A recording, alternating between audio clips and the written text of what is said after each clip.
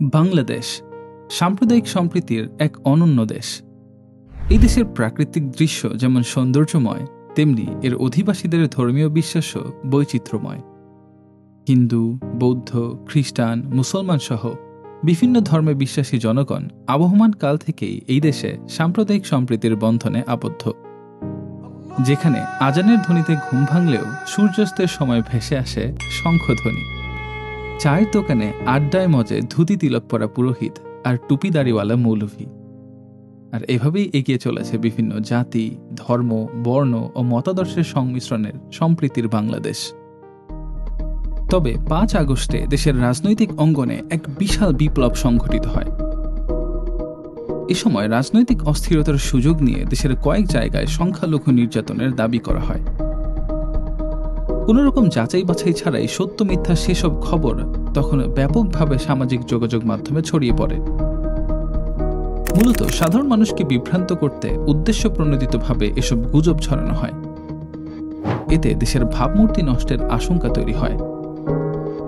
তবে সে সময় দেশের সকল শ্রেণী পেশার মানুষের সাম্প্রদায়িক সম্প্রীতির কাছে হার মানে কুচক্রী মহল।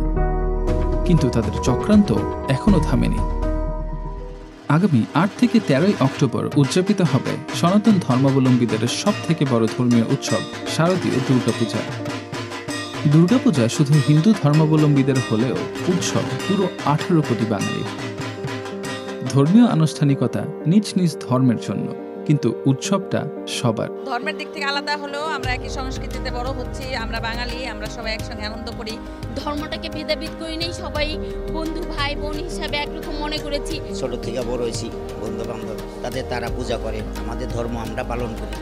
যখন পুজো আসে তাদের সাথে একাত্রিত হইয়া আমরা এখানে সময় দিই।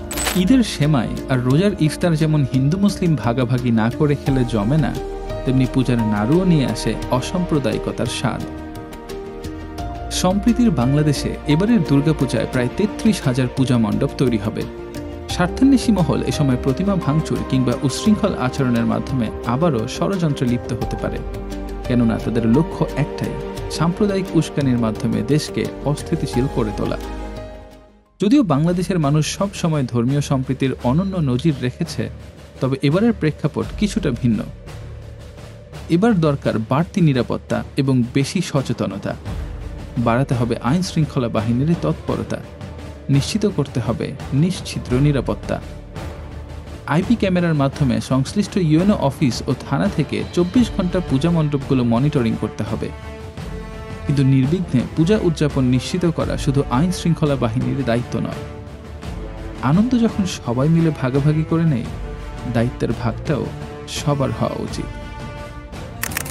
সেই লক্ষ্যে নিজেদের উদ্যোগে এলাকা ভিত্তিক টহল টিম গঠন করা যেতে পারে। পাশাপাশি নিজ নিজ ধর্মগ্রন্থের আলোকে সব ধর্মের প্রতি সহানুভূতিশীল ও মর্যাদাপূর্ণ আচরণ প্রদর্শন করতে হবে। সর্বোপরি দুর্গাপূজা সফলভাবে উদযাপনে সকল ধর্ম, বর্ণ ও গোত্রের মানুষের সহযোগিতা জরুরি।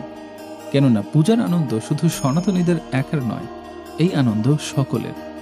প্রতিবেশী দেশগুলোতে যেখানে বারবার সংখ্যালঘু নির্যাতনের শিরোনাম হচ্ছে, সেখানে বাংলাদেশ সব সময় ছিল সাম্প্রদায়িক সম্প্রীতির অনন্য উচ্চতায়।